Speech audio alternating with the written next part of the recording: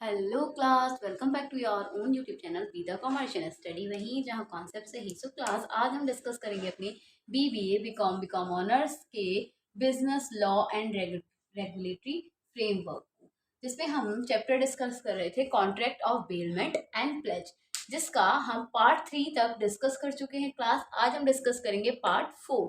So part 4 को, अगर आपको पार्ट 4 नहीं समझ में आ रहा हो तो पहले जाएंगे आप पार्ट 3 को देखेंगे, लाइक शेयर एंड सब्सक्राइब करेंगे, देन आएंगे आप अपने पार्ट 4 पे, जिससे आप दोनों के बीच में क्या कर सके, बहुत प्रॉपर तरीके से कनेक्टिविटी कर सके।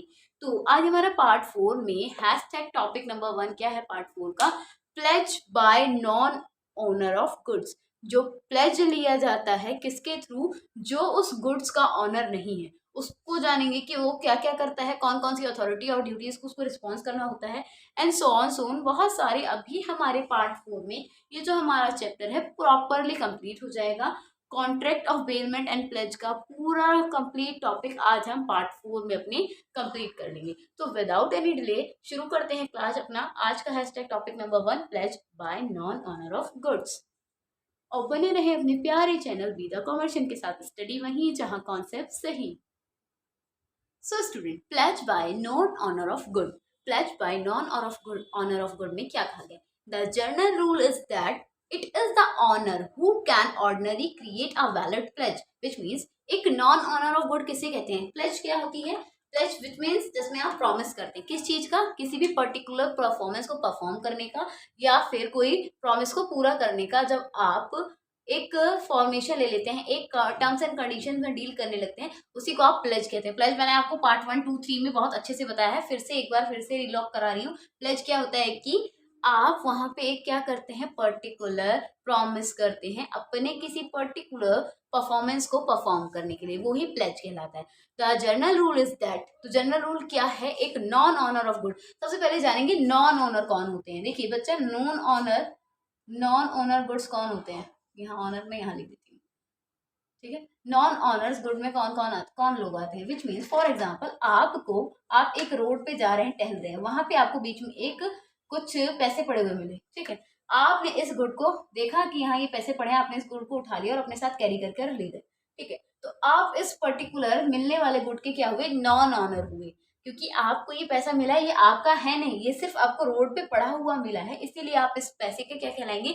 नॉन ऑनर कहलाएंगे। नॉन ऑनर ऑफ गुड का मतलब कौन होता है? वो इंसान जिसका वो गुड है नहीं, बट इस टाइम वो गुड्स उसके पास है, इसीलिए उसे नॉन ऑनर ऑफ गुड्स कहेंगे। समझ में आया क्लास? यस मैम, रोड पे पैसे पड़े वाला एग्जाम्पल बहुत अच्छा था, इससे तो समझ में आ ही गई, क्योंकि ऐसा होता कहाँ है, अधिकतर पैसे किसी को अब नहीं मिलते हैं आज के टाइम में। मैंने अपने हैंड का ही डस्टर बना रखा है। ओके, तो it is that owner who can ordinary create a valid pledge, जो क्या करता है, एक साधारण तरीके से, एक नॉर्मल तरीके से क्रिएट करता है एक वैलिड प्लेज को। आपको फॉर एग्जांपल वो जो रोड पे पैसे मिले थे वो आपके नहीं थे, तो उसके प्रति आपका क्या कर्तव्य है? उस गुड्स के प्रति आपका क्या क्या फॉर्मेलिटी होगी, क्या करेंगे आप? कि उस वो जाके अपने आसपास के पुलिस स्टेशन में, वैसे ऐसे लोग बहुत कम मिलते हैं जो आज के टाइम में इतने ईमानदार हों, या आपको पर्टिकुलर कोई सामान कहीं मिला है, खासतौर से पैसे मिले हों या कोई ऐसा कॉस्टली आइटम मिला हो, तो आप जाके उसे पुलिस स्टेशन में, ऐसे लोग होते हैं, ना की तादाद में हैं अभी भी, ऐसे नहीं कह सकते कि सब एक जैसे।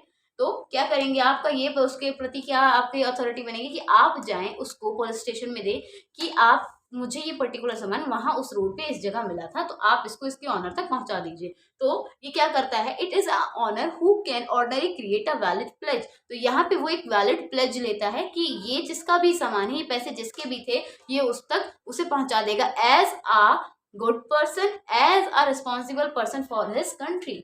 Okay, but in the some condition even a non-owner can create a valid pledge also। अब इसमें कुछ ऐसे केसेस भी होते हैं जिसमें एक नॉन ओनर क्या करता है, एक वैलिड प्लेज को क्रिएट करता है। अब यही प्लेजेस कौन कौन सी होती हैं वो देखेंगे कि कितनी प्लेजेस होती हैं और क्या क्या होती हैं। तो इतना समझ में आया क्लास की नॉन ओनर क्या होते हैं और उनकी प्लेज का मतलब क्या होता है? यस मैम, क्लियर हो गया। तो अब कौन कौन से प्लेजेस को उनको पूरा करना होता है ये जानेंगे। Have a look on it. और अभी तक पसंद आई हो वीडियो तो लाइक शेयर एंड सब्सक्राइब ना करना भूलें अपने प्यारे चैनल बी द कॉमर्शियल को, स्टडी वहीं जहाँ कॉन्सेप्ट सही। सो स्टूडेंट्स, अब हम देखेंगे कि ऐसे कौन कौन से प्लेजेस हैं जो एक नॉन ऑनर लेता है एक गुड्स को और बोरो करते हैं। तो point number 1 is set that, क्या कहता है point number 1? The pledge by a mercantile agent. First of all ये जानेंगे मर्सेंटाइल एजेंट कौन होता है।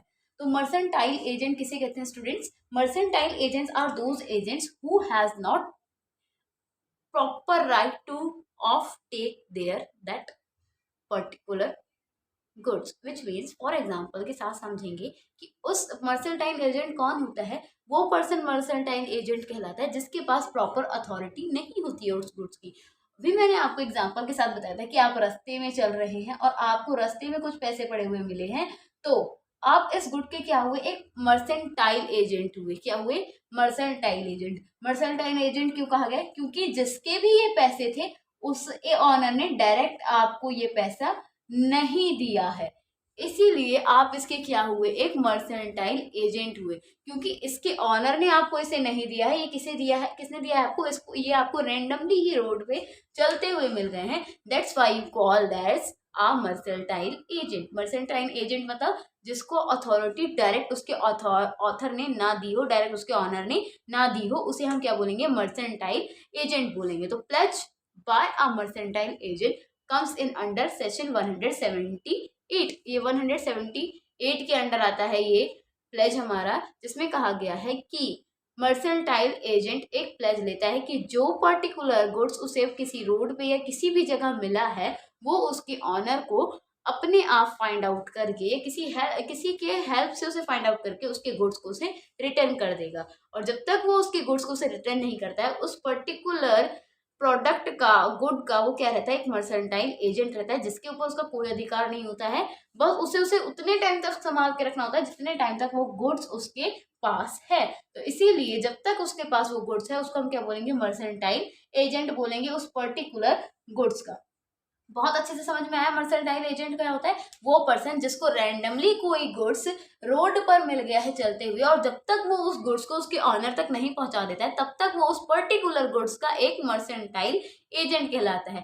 अगर ये लाइन और सेंटेंसेस ना समझ में आए तो वीडियो को पॉज करके दोबारा से रिवाइंड करके देखिएगा, आप इंटरलिंक कर पाएंगे बहुत अच्छे से, क्योंकि मैंने आपको इंग्लिश में, हिंदी में, नॉर्मल लैंग्वेज में पर्टिकुलर जर्नल एग्जाम्पल के साथ बता दिया है। तो ना समझने का कोई चांस नहीं है क्लास। आपको ये मर्सेंटाइल एजेंट समझ में आ जाना चाहिए। मर्सेंटाइल एजेंट वो पर्सन होता है जिसको रैंडमली कोई गुड्स रोड पे या कहीं भी चलते हुए मिल गया हो, और जब तक वो उस गुड्स को उसके ऑनर तक नहीं पहुंचा देता है तब तक वो उस पर्टिकुलर गुड का मर्सेंटाइल एजेंट होता है। और उस टाइम वो प्लेज लेता है। क्या प्लेज लेता है? कि वो उस पर्टिकुलर गुड को क्या करेगा? उसके ऑनर तक पहुंचा देगा। ठीक है। अब सेकंड प्लेज क्या होता है? यहाँ जितनी भी जगह मैंने एरोज लगाए हैं, ये अपनी जगह क्या है? जितनी जगह क्या कॉमा लगा है उतनी जगह वो ही वर्ड रिपीट हो रहा है, इसलिए कॉमा लगा है। वैसे तो आप ग्रेजुएशन कर रहे हैं, ग्रेजुएट स्टूडेंट है, बताने की नीड नहीं होनी चाहिए, बट फिर भी मैं बता रही हूँ आपको कि जहाँ जहाँ ये कॉमास लगे हैं वहाँ वो पर्टिकुलर वर्ड रिपीट हो रहा है, इसलिए मैंने लिखने की वजह से टाइम बचाने के लिए आपके लिए ये कॉमास बनाए। Okay class? ओके। तो pledge are limited by a limited interest in good, which means for example आप यहाँ देखेंगे एग्जाम्पल के साथ समझेंगे बहुत अच्छे से, कोई जल्दबाजी नहीं है क्लास, आराम से समझिए। आप मुझसे एक की जगह 10 बार पूछेंगे, मैं आपको 10 बार बताऊंगी, बस आप लोगों को समझ में आना चाहिए। और ये पॉइंट ऐसे हैं जिससे डायरेक्ट क्वेश्चन एग्जाम में आता है और आपकी समझने वाला है। फॉर एग्जाम्पल यहाँ ये सुरेश है, यहाँ ये रमेश है। ठीक है। अब सुरेश को ये रोड पे एक साइकिल मिली है, जो साइकिल किसकी है? रमेश की है। ठीक है। ये साइकिल इसको मिली है और इसने इस साइकिल को रिपेयर करा है। मिलने के बाद इसने 50 रुपए में इस पर्टिकुलर साइकिल को रिपेयर करा है।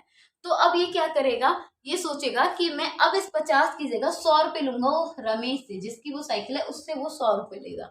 तो इस टाइम पे, ऐसे टाइम पे जब लालच एक पर्टिकुलर ऑनर के दिमाग में आ जाता है या उस इंसान के दिमाग में आ जाता है जिसको वो पर्टिकुलर गुड्स मिला होता है, तो उस टाइम पे वो क्या करता है? एक प्लेज बोरो करता है जिसका नाम होता है pledge by a limited interest in good. यानी कि उससे ये नहीं सोचना चाहिए कि 50 का 100 कर ले, वो डबल इंटरेस्ट ले ले उससे, नहीं, उसको एक लिमिटेड इंटरेस्ट लेना चाहिए। क्योंकि 50 में रिपेयर कराई थी तो 50 रुपए ही वो उसके ऑनर से वापस ले, उसे ऐसा प्लेज लेना चाहिए।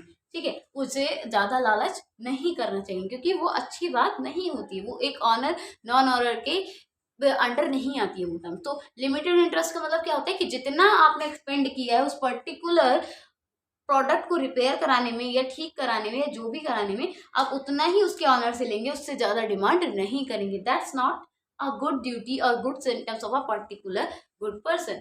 तो थर्ड पॉइंट क्या कहता है हमारा, pledge by a person in possession of goods under a voidable contract, which means कि जब भी एक पर्सन को कोई पर्टिकुलर प्रोडक्ट मिलता है तो उसको वॉइडेबल कॉन्ट्रैक्ट करना चाहिए, कि जिसका जैसे सुरेश को रमेश की साइकिल मिली थी तो उसको उसकी साइकिल उसे ही वापस करनी है, किसी और को नहीं करनी। अगर वो ऐसा कुछ करता है तो फिर वो क्या हो जाएगा, वॉइडेबल कॉन्ट्रैक्ट हो जाएगा, वो अपने प्लेज को पूरा नहीं कर पाएगा। Get that point class? Yes ma'am. Okay, come to the next 4 point.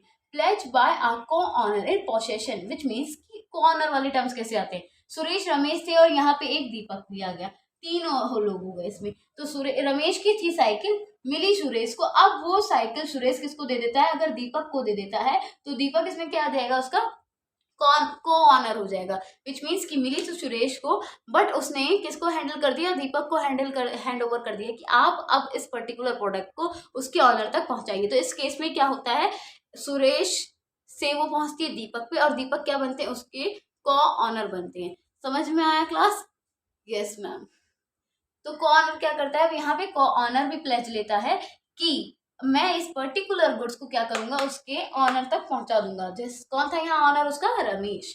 ठीक है, अब यहाँ देखेंगे, pledge by a seller in after a sale, कि जब भी कोई सेलर सेल्समैन किसी पर्टिकुलर प्रोडक्ट को सेल करता है, फॉर एग्जाम्पल ये एप्पल है, एप्पल मैंगो जैसा दिख रहा है, दिख भी रहा है आप लोगों को या नहीं दिख रहा है, नहीं दिख रहा है, इट्स ओके, मैंगो जैसा बनाया था ना एप्पल मैंने, तो इसलिए दिख रहा है, नहीं भी दिख रहा है तो अच्छी बात है। फॉर एग्जाम्पल ये एप्पल है, ठीक है, सॉरी मैंगो ही समझ लेते हैं इसके डिजाइन से, ये मैंगो है और ये इसके रामू काका है जो इसको सेल कर रहे हैं इस मैंगो को, और ये किसे सेल कर रहे हैं, राजू को सेल कर रहे हैं। तो रामू का क्या फर्ज होता है, जब वो राजू को ये पर्टिकुलर मैंगो सेल करे, कि वो उनसे ऐसा प्लेज ले कि मैं अपने कस्टमर को जो भी दूंगा, जो भी प्रोडक्ट दूंगा, बहुत अच्छे वैलिड प्रोडक्ट दूंगा, उनसे किसी भी तरीके का उसमें फ्रॉड या कुछ ऐसी बेईमानी नहीं करूंगा जिससे कि उनके कस्टमर्स को या फिर राजू को किसी भी तरीके की प्रॉब्लम हो। समझ में आया क्लास? तो समझ में आया कि एक प्लेज सेलर भी लेता है जब वो किसी पर्टिकुलर गुड को सेल करता है, कि जब भी वो किसी गुड को सेल करे वो अपने कस्टमर्स के साथ किसी भी तरीके का फ्रॉड ना करे, किसी भी तरीके का छल कपट ना करे, जो पर्टिकुलर प्रोडक्ट है उसको एज इट इज क्या करे, दे अपने कस्टमर्स तक, और उनको किसी भी तरीके का लॉस ना हो। ये कौन लेता है, प्लेज लेता है एक सेलर अपने सेल के बाद। Next point is a pledge by a buyer, buyer भी एक प्लेज लेता है बिफोर सेल, कुछ भी प्रोडक्ट को सेल करने से पहले या फिर परचेज करने से पहले, कि वो अपने प्रोडक्ट को और अपने उसके ऑनर के साथ किसी भी तरीके का फ्रॉड नहीं करेगा, जितनी उसकी लाइबल कॉस्ट है उतनी पे करेगा, और साथ ही साथ उसके गुड क्वालिटी दूसरे तक भी पहुंचाएगा। तो ये क्या होती है, एक बायर के प्लेज होते हैं। तो अभी तक हमें समझ में आया pledge by non owner of goods में कौन कौन से प्लेजेस लिए जाते हैं एक एजेंट के थ्रू। समझ में आया क्लास प्रॉपर तरीके से? Yes ma'am, no doubt. अब हम इसके साथ ही बात करेंगे अपने पर्टिकुलर नेक्स्ट टॉपिक की। Hashtag topic number 2 is right and duties of pawnor and pawnee. ठीक है, कौन कौन से राइट्स और ड्यूटीज होते हैं पाउनर और पाउनी की। So come to our next topic. So student, अब हम बात करेंगे right and duties of pawnor and pawnee. तो सबसे पहले हम जो डिस्कस करने जा रहे हैं वो है राइट ऑफ पाउनर। कौन कौन से राइट हैं पाउनर के। तो सबसे पहला राइट क्या कहा गया है पाउनर में, सबसे पहला राइट है हमारा राइट टू रिडीम डेप्ट, विच मीन्स पाउनर का सबसे पहला राइट क्या होता है कि जितने भी उसके डेप्ट हैं उनको रिडीम करे, उनका क्या करे, पेमेंट करे। रिडीम का मतलब तो आप बहुत अच्छे से जानते होंगे, 11th क्लास से अभी तक आप पढ़ते हुए आ रहे हैं। रिडीम का मतलब क्या होता है कि उनका भुगतान करना, उनका पे ऑफ करना, पेमेंट कर देना ही क्या कहलाता है, रिडीम कहलाता है। रिडीम का मतलब क्या होता है, payment, give payment is called under in redeem. ठीक है, तो राइट टू रिडीम डेप्ट मतलब कि जितने भी डेप्ट है, जितने भी कर्ज है, उनको क्या करे, वो उन सभी का पेमेंट करे। वो उसका सबसे पहला राइट होता है, किसका, एक पाउनर का। Next is right to receive back of good, की अब उसने सारे अपने डेप्स को, अपने कर्ज को रिडीम कर दिया, भुगतान कर दिया, पेमेंट कर दिया उसका, तो अब अपने गुड्स को, जो भी उसकी पर्टिकुलर संपत्ति थी, उसको क्या करे, वो वापस ले ले। Right to receive back of goods, अपने सामान को, अपने गुड्स को वापस ले ले, उसका दूसरा राइट होता है। Third one is right to the receive the increase, which means कि जितना टाइम उसने इंक्रीज किया था, जितनी वैल्यू इंक्रीज की थी, उसको उसका राइट है कि उसको भी क्या कर सके, वो रिसीव कर सके। Right to receive the increase value of goods यहाँ आ सकता है। फिर क्या है next, right to enforce reprobation and proper maintenance of good, ध्यान दे और उसको ध्यान दे ऑनर अपने गुड्स पे, और जिसके पास जो उसका ऑनर था उससे कहे कि आप मेरे गुड्स को प्रॉपर तरीके से रखें, उसको एनफोर्स करें, उसे प्रॉपर तरीके से रखें और अपने गुड्स, उसके गुड्स को प्रॉपर तरीके से मेंटेन करके रखें। किसी भी तरीके का प्रिवेशन नहीं चाहिए उसे, किसी भी तरीके की हानि, क्षति, नुकसान नहीं चाहिए। मैं आपको इंग्लिश हिंदी दोनों लैंग्वेज में इसलिए बताती हूँ ताकि आप किसी भी फील्ड के हों, चाहे आप इंग्लिश मीडियम के बच्चे हों चाहे हिंदी मीडियम को, matter medium is doesn't matter, medium matter नहीं करना चाहिए। आपको एक्सप्लेनेशन बहुत अच्छे से समझ में आए। I am able to teach you all in a both language, whether it is comes in Hindi और English, I will teach in a both language. if you have any kind of doubt, then you can comment me down and ask me your doubt. I will definitely give your comments back. Okay, so इतना समझ में आया कि ये कितने हैं, proper 4 rights हैं एक ऑनर के जो उसको फुलफिल करने होते हैं। तो ये था हमारे राइट्स ऑफ ऑनर। अब इसके बाद डिस्कस करेंगे राइट्स ऑफ पॉनी, कौन कौन से राइट्स होते हैं पॉनी के। और फर्स्ट ऑफ ऑल मैं ये भी कहना चाहूंगी आप सभी के लिए, जल्द ही जल्द मेरे 100 सब्सक्राइबर कंप्लीट होने वाले हैं इतने से छोटे से टाइम पीरियड के अंदर। आप सभी के प्यार, लव, सपोर्ट को मैं बहुत ज़्यादा थैंक्स करना चाहती हूँ, और उन व्यूअर्स को भी थैंक्स करना चाहती हूँ जो कंटिन्यूसली मेरी वीडियोस के साथ बने हुए हैं, कनेक्ट हैं और मुझे अपना बहुत ज़्यादा प्यार और सपोर्ट दे रहे हैं। उन स्टूडेंट्स को भी बहुत अच्छा थैंक यू कहना चाहूँगी जिनको मेरी हैंड राइटिंग बहुत पसंद आती है, जो मुझे इतना सपोर्ट करते हैं, और इतने दूर दूर से भी लोग मुझसे इतना अच्छे से कनेक्ट हो पाते हैं। It's really blessed for me and कि आप लोग इतने दूर से, कोई एक मेरे दूर के स्टूडेंट है जिन्होंने मुझे यूट्यूब से कनेक्ट किया और उन्होंने कहा कि मैम आप सच में इतना अच्छा पढ़ाती है, तो मुझे भी लगा कि मतलब अब आप मुझे अपने कंटेंट को बढ़ाना चाहिए। जिस तरीके से स्टूडेंट्स डिमांड कर रहे हैं उसी तरीके से अपनी इफिशियंसी और इफेक्टिवनेस को बढ़ाते हुए मुझे अपने वर्क पे अच्छे से काम करना चाहिए ताकि मैं अपने क्वालिटी कंटेंट को आप सभी तक पहुंचा सकूँ। तो आई वॉन्ट टू से a huge thanks to all my viewers and students who is really like my videos, contents and my work too. Thanks a lot. तो अब इतना सा थैंक यू मैसेज सेंड करने के बाद अब बात करते हैं अपनी नेक्स्ट टॉपिक की, right of pony. So students अब हम डिस्कस करेंगे राइट ऑफ पॉनी। पॉनी के कौन कौन से राइट्स होते हैं। तो right number 1 is that right to receive payment of the debt or to obtain the performance of promise with interest and expense, which means यहाँ सबसे पहला राइट क्या होता है पॉनी का कि वो रिसीव करे पेमेंट को, जो भी उसने परफॉर्मेंस को परफॉर्म किया उसके बदले, या फिर जो भी उसने एक्सपेंस दिया है उस पर्टिकुलर गुड्स के बदले, उन सबको क्या करे वो रिसीव करे। जितना भी पेमेंट, जितना भी परफॉर्मेंस उसने परफॉर्म किया उसका पेमेंट, या फिर जो भी उसने एक्सपेंस किया उसका पेमेंट क्या करे वो रिसीव करे। तो सबसे पहला राइट क्या होता है पॉनी का, receive the payment. Receive the payment is a necessary, ये एकदम नेसेसरी एलिमेंट्स है, क्योंकि सीधी सी बात है अगर आप किसी को कोई पर्टिकुलर काम करके दे रहे हो तो आप उसके बदले में उससे पेमेंट तो मांगेंगे ही ना। तो इसलिए सबसे पहला राइट क्या होता है, रिसीव करना अपनी पेमेंट को, क्योंकि तभी कोई काम करेगा जब उसको उसके बदले कोई टर्म्स मिलेगी, कुछ उसके एक्सचेंज में उसे मिलेगा। तो यहाँ पे रिसीव क्या करना होता है, अपनी पेमेंट को रिसीव करना है। Second right of the pawnee is right to extraordinary expense, यानी कि रिसीव करें यहाँ पे अगर उसने कुछ अपना एक्स्ट्रा ऑर्डनरी एक्सपेंस किया उस पर्टिकुलर गुड्स के ऊपर, तो उसका राइट है कि वो उसे भी क्या करे, रिसीव करे। ठीक है। Next is right to particular lane. Particular lane का मतलब क्या होता है कि जो भी उसने काम पूरा किया है उसके ऊपर वो उसको सारा एक्सप्लेन करे, एक्सप्रेस करे और बताए, देन उससे क्या करे, अपनी टर्म्स एंड कंडीशंस को मांगे। Next is to enjoy good title to the goods and pledge, और जो भी उसने गुड्स को टाइटल दिया था, बताया था, और जितनी भी सर्विस उसने उस गुड्स से एंजॉय किया है वो भी क्या करे, उसे अच्छे से समझाए और उस सर्विसेज को जितना उसने एंजॉय किया था उनको भी एक्सप्रेस करे। टू एंजॉय गुड टाइटल, जो गुड्स का टाइटल है उसको एंजॉय करे और उसके प्रति जो उसका प्लेज था उसे भी पूरा करे। ये क्या है, ये सभी थे राइट ऑफ पॉनी। अब हम इसकी बात करेंगे ड्यूटीज ऑफ पॉनी एंड पॉनर, कौन कौन सी ड्यूटीज हैं जो इन दोनों को फुलफिल करनी होती है। सो स्टूडेंट अब हम डिस्कस करेंगे ड्यूटीज ऑफ पॉनर एंड प्लेजी, कौन कौन सी ड्यूटीज होती है पॉनर और उसके प्लेजी की। तो फर्स्ट ड्यूटी क्या है, to look after reasonable care of good, मतलब कि आपको क्या करना है, सबसे पहला काम ही ये है। लुक आफ्टर का मतलब क्या होता है, ध्यान रखना। उनके गुड्स का बहुत अच्छे से सही ढंग से क्या करना, ध्यान रखना, क्योंकि आप उसके जब वो आपको उस पर्टिकुलर गुड को हैंड ओवर करके गए हैं, दैट मीन्स आपकी अथॉरिटी है कि आप उस इंसान के गुड को बहुत अच्छे से क्या करके संभाल कर रखें। तो look after reasonable care of good इनका सबसे पहली ड्यूटी है।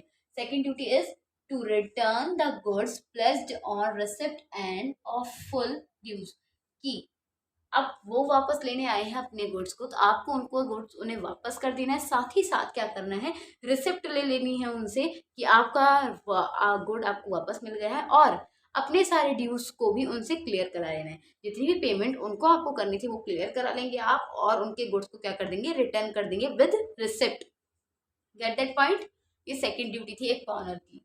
Third one is not to make any unauthorised use, कोई भी अनऑथराइज, फॉर एग्जाम्पल किसी ने आपको लिपस्टिक रखने के लिए दी है कि आप ये लिपस्टिक है, इसे मेरी लिपस्टिक को अपने पास रख लीजिए और जब मैं वापस आऊँ तो मुझे दे देना, तो ऐसा नहीं करेंगे आप कि आपको लिपस्टिक दी तो आप ही ने पूरी लिपस्टिक लगा लगा के खत्म कर दी, जब तक कोई इंसान आया तब तक तो उसकी लिपस्टिक बची ही नहीं। तो ऐसा नहीं करना है, अनऑथराइज यूज नहीं करना है किसी का भी उस पर्टिकुलर किसको, गुड्स को लेके। ऑफ द गुड्स प्लेज, जो भी गुड्स आपके पास प्लेज के तौर पे आया है तो आप उसका अनऑथराइज यूज नहीं करेंगे, जो आपके अंडर नहीं है उस चीजों को उस गुड्स के साथ नहीं छेड़ेंगे। लिपस्टिक का एग्जांपल अच्छा लगा, वेरी नाइस, लड़कियों को बहुत जल्दी से याद हो जाएगा लिपस्टिक वाला example. Next point is not to mix the goods pledge with those is of his own, which means उसके गुड्स को आप मिक्स नहीं करेंगे किसी अनदर गुड्स के साथ या किसी पर्टिकुलर ऐसी चीज के साथ जिससे कि उसको किसी तरीके का लॉस हो और आपके नेम एंड फेम में भी खराबी है। तो ये क्या था कि उसके गुड्स को मिक्स नहीं करना। ये फोर क्या थी, मेन ड्यूटीज थी एक पॉनर की उसके प्लेजी के साथ। ठीक है, समझ में आया क्लास? ओके। अब नेक्स्ट और लास्ट टॉपिक है हमारे पूरी क्लास का, जो मोस्ट इंपॉर्टेंट टॉपिक है। Come to our next and last topic of that particular class. So student, that's our new topic which is legal position of a finder of lost good, which means कि क्या legal position होती है एक particular finder की जब वो एक किसी lost good को पाता है या उसे कोई एक particular lost good मिलता है, तो उसकी क्या position होती है, उसे क्या करना चाहिए। तो देखते हैं फर्स्ट ऑफ ऑल ये देखते हैं कि फाइंडर कौन होता है। Finder of a good is the person who finds some goods, जिसको कोई गुड्स मिला हो which do not belong to him, ठीक है, जो उससे बिलोंग नहीं करता। फाइंडर कौन होता है, फॉर एग्जाम्पल रोड पे ये मैंगो एम, देखो मेरी ड्राइंग इतनी बुरी नहीं है जितना बुरा मैं इसे बना रही हूँ। फॉर एग्जाम्पल ये रोड है, यहाँ पे आपको कुछ आम पड़े हुए मिले हैं, ठीक है, तो आपको ये आम जो मिले हैं ये आप हो गए ऐसे मुस्कुराते हुए, गर्मी में आम देख के खुश हो गए, ठीक है। आपको ये जो आम मिले हैं पड़े हुए, इन आम का देख के आपका क्या बनेगा, आपको जो ये आम मिले हैं तो आपको ये जो आम मिले हैं इसके आप कौन हो गए, फाइंडर हो गए। कौन हुए आप इसके, फाइंडर। ये जो आपको मैंने 4 बार बोला, ऐसा लग रहा है कि जैसे रिपीट टेलीकास्ट कर दिया। तो इस पर्टिकुलर मैंगोज के आप क्या हुए, फाइंडर हुए। क्यों हुए आप इसके फाइंडर, क्योंकि ये आपके नहीं है, आपने इसे पैसे देके नहीं खरीदा, आपने इसकी फसलें नहीं उगाई है, ये सिर्फ पर्टिकुलरली चलते टहलते हुए आपको रोड पे पड़े हुए मिल गए, तो आपको कौन हुए, आप इसके फाइंडर हुए। तो फाइंडर कौन होता है, वो पर्सन जिसको एक पर्टिकुलर कोई गुड्स मिल जाता है बट वो उससे बिलोंग नहीं करता है, and take them in his position, और वो अपनी निगरानी में उस पर्टिकुलर गुड को रख लेता है। जब तक आपको ये नहीं पता चल जाएगा कि इन 2 आम का मालिक कौन है, तब तक आप क्या करेंगे, इन दोनों आम को अपने पास यहाँ संभाल कर रखेंगे कि जब तक मुझे इनका मालिक नहीं मिल जाता तब तक इनको मैं संभाल के रखूंगा। संभाल के रखने का मतलब है इन दोनों आम को ऐसे ही रखना है। ऐसा नहीं कि आम मिले और खा गए और फिर किसी को बता रहे कि हमें 2 आम मिले थे और पता नहीं किसके थे और हमने खा लिए, तो नहीं। एक फाइंडर की क्या ड्यूटी होती है कि जब तक वो उसके ऑनर तक नहीं पहुंच जाता है तब तक उस पर्टिकुलर प्रोडक्ट को क्या करता है, वो अपने पास संभाल कर रखता है।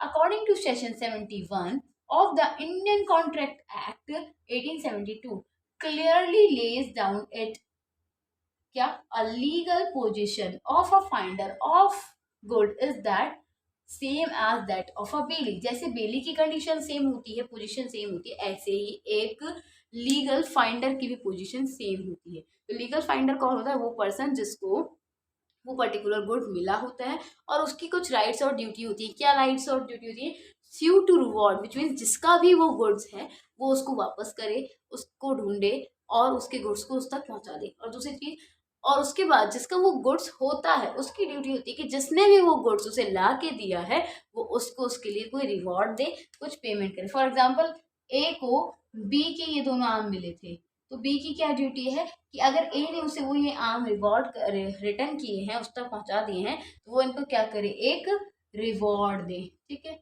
अब इसमें क्या है, ए की ड्यूटी क्या थी यहाँ पे कि इनको फाइंड आउट करे कि कौन इसका ऑनर है, find the owner, particular goods के ऑनर को फाइंड करे कि कौन इसका ऑनर है। तो समझ में आया क्लास, ये था हमारा पूरा part 4 contract of payment and pledge का। इसी के साथ क्लास आज का हमारा ये पूरा पर्टिकुलर चैप्टर 11 खत्म होता है, जिसका पार्ट 4 में हमने पूरा कॉन्सेप्ट को समझा लिया। इसका पार्ट 3 को आपने 9 दिन के अंदर इतना प्यार दिया है कि इसके व्यूज काफी अच्छे जा रहे हैं, इसीलिए जल्द से कनेक्ट करिए पार्ट 4 के साथ भी, और उसी को भी इतना प्यार दीजिए कि ये वीडियो बहुत ट्रेंड में आ जाए। तो take care class, bye bye, thank you. बने रहे अपने प्यारे चैनल विदा कॉमर्शियल के साथ, स्टडी वहीं जहाँ कॉन्सेप्ट सही।